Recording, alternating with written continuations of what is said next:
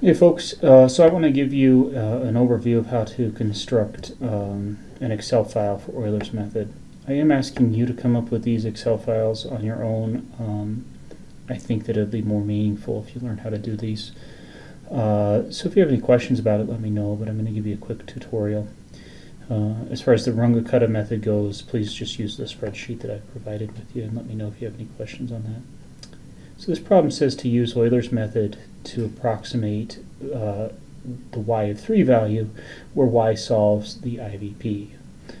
So here we have dy dt is equal to t minus y with the initial condition that y of 1 is equal to negative 2. So what I'm going to do is I'm going to go ahead and open up Excel.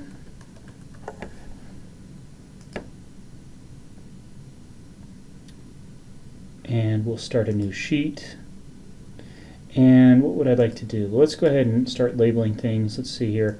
I want to have a column for what value n we're on, for what the current, I guess we're using t as our independent variable, what our current y value is, and for this we're going to need to compute the slope at points, so we'll have f of x, I guess just use t comma y, and then we need our step size. So some of you may be aware of the functionality of Excel, some of you may not. I'll show you, I think, everything you need to know to do this problem. So we always start in math, well I shouldn't say we always, but we often start in math counting at 0, and the same thing is true here. We start with the 0th value. So we'll start counting in at 0, we'll have n equals 1, n equals 2. Notice I just typed those in by hand. Now what you want to do is use the functionality of Excel. I'm going to go ahead and highlight 2 of these cells, and Excel recognizes that between 1 and 2 there's probably a pattern of increasing by 1. And notice if I click and drag this down, I could go out, say, 20 steps. So this is going to be my 20 steps that I'm going to take in Euler's method. Oh, and I think in the question I didn't specify a step size. Let's just do that now. This will look awkward, but I'll say use step size of 0.1. Sorry that looks so messy in writing as the screen is vertical. So let's go ahead and do that. I just said I want to use a step size of 0.1, so I'll enter that in for my step size. Then let's go ahead and enter in our initial conditions. Well, we said, okay, well, the initial condition is when y is 1, when t is 1 at time t equals 1 second, the y value is at negative 2. So I'm going to go ahead and enter that in. There's, there's the ordered pair 1, negative 2.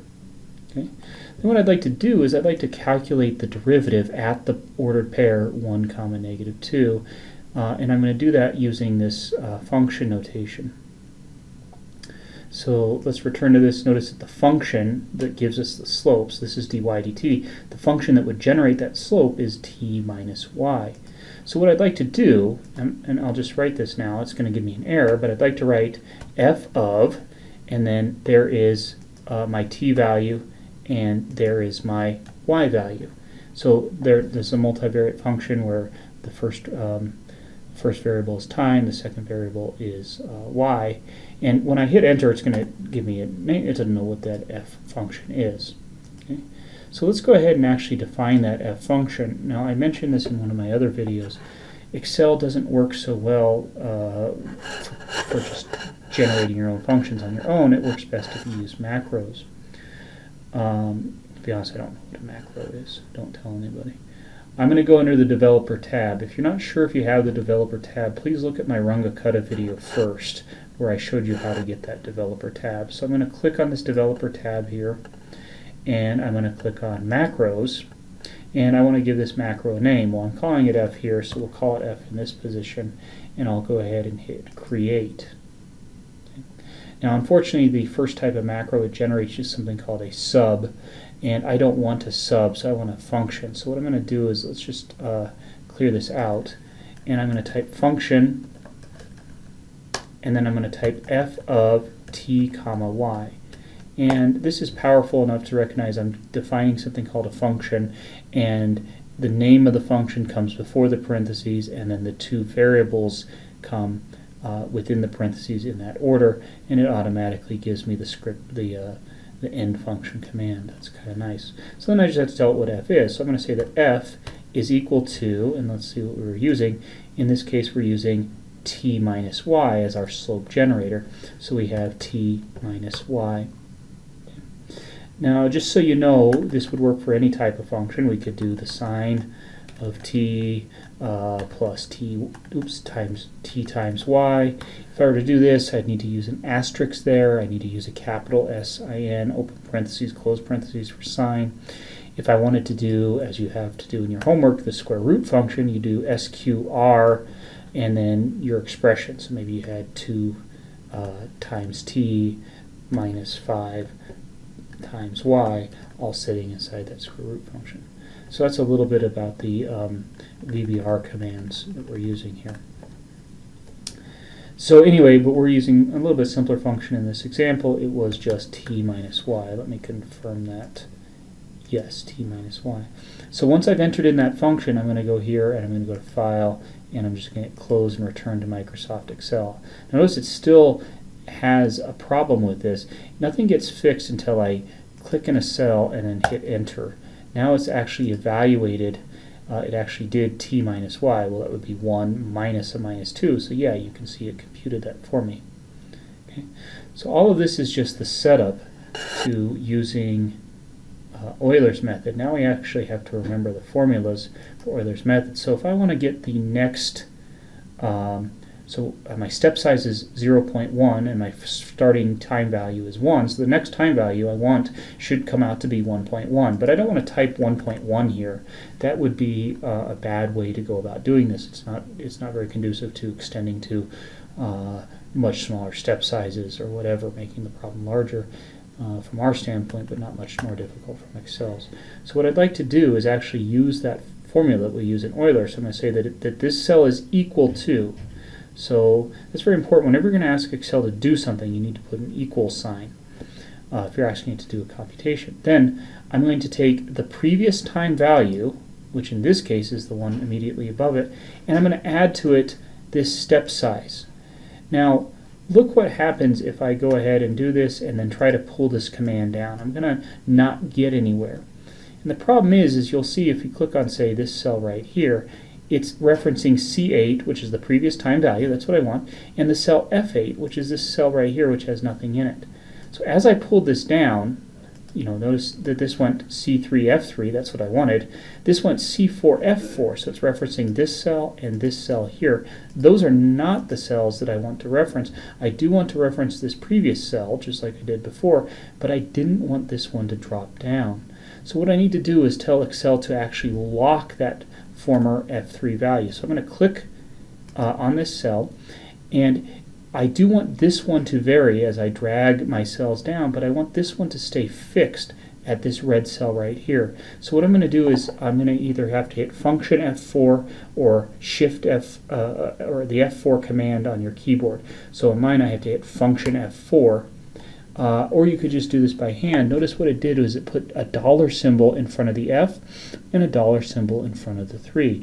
Look what happens now when I click, and notice to get Excel to drag down I need to hover the crosshairs over the lower right hand corner, and I drag it down. Look what happens now. So now if you look at what cells are being referenced, that's correct, that's what I want. And if I look here at what cells are being referenced, it's referencing the cell immediately before it, the previous time value, and adding just a step size. For instance, if I come down here, it's referencing the previous time value and adding the step size. So each time I drag this down, it referred to just the previous time value, but it always kept the same step size. So that's why you use those dollar symbols in Excel. It locks in the current cell as you click and drag down. Okay. So we've got our time values. They're incrementing. We're going between 1 and 3, which, if you look at our problem, we want to eventually approximate y of 3 using a step size of 0.1, so we're well on our way there. Okay. So the next thing I need to do is, and this part doesn't work out nicely. I have to do several steps at once here, but let's go ahead and do the formula for y sub n. Okay.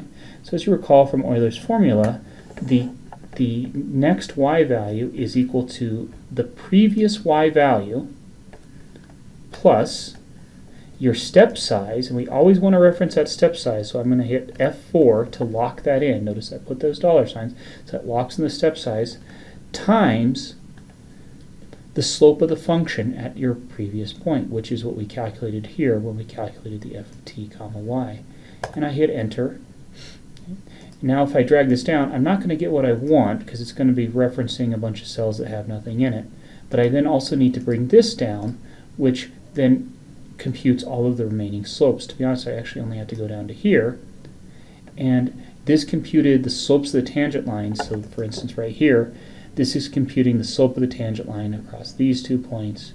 This cell here computes the slope of the tangent line at this ordered pair, and we're computing all these slopes of the tangent lines that I then reference when I go from one ordered pair to the next. So we have our approximate solution for y sub n.